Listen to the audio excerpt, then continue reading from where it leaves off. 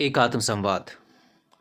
पिछले कुछ सालों में जितना मैंने अध्ययन किया, चाहे वो भागवत गीता हो, अष्टावक्र गीता हो, वेदों का कुछ अध्ययन, उपनिषदों का साथ, तो चीज़ें कुछ समझ आने लगी।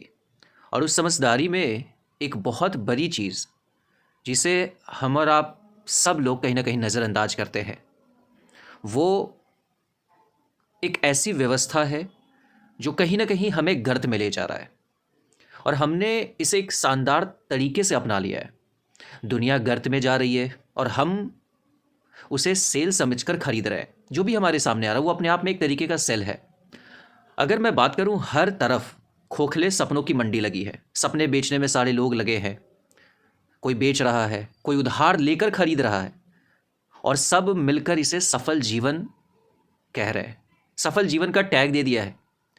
इन खोखले सपनों का सबसे चमकदार उदाहरण है आज हमारी शादियां, जहां प्रेम नहीं है, प्रदर्शन होता है। जहां समझ नहीं है, समझौता बिकता है। जहां दो इंसानों का मिलन नहीं है, दो परिवारों की प्रतिष्ठा की नुमाइश होती है। आज की शादी प्रेम नहीं, डर से पैदा होती है। अकेले रह जाने का डर, समाज के सवालों का डर, और अपनी अधूरी जिंदगी को दूसरे के कंधे पर टांग देने का डर। और हम इसे संस्कार का नाम दे देते हैं। जैसे जैसे बात समझ आई, वैसे वैसे इन महंगी शादियों, इन आडंबरों, इन नकली रस्मों से नफरत सी होने लगी है मुझे। क्योंकि दिखने लगा है यह उत्सव नहीं, यह एक बहुत बड़ा झूठ है, जिसे लाइट और लहंगों से कह दिया जाए तो सजा दिया गया है। धर्म के नाम पे कर्मकांड का मेला लगा हुआ है। पूजा कम, पैकेज ज़्यादा। आत्मा की तो बात आजकल कोई करते भी नहीं है। सबको विधि, मुहूर्त और शोर चाहिए। मुझे तो ये लगता है कि धर्म आत्मा की सफाई है। जानने वालों ने ये बताया है। उन्होंने बताया है कि हमें उसे बाहरी सजावट नहीं बनाना है।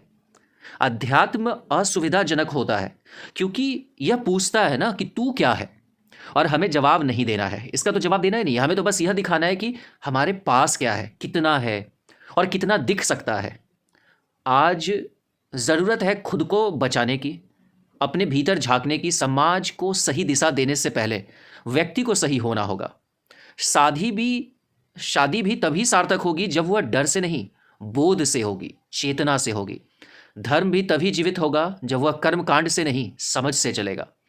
पता है, वरना यह दुनिया इसी तरह गर्त में जाती रहेगी और हम ढोल बजाकर अपनी ही बर्बादी का जश्न मनाते रहेंगे। सोचिएगा जरूर, अपनी राय जरूर साझा करेंगे।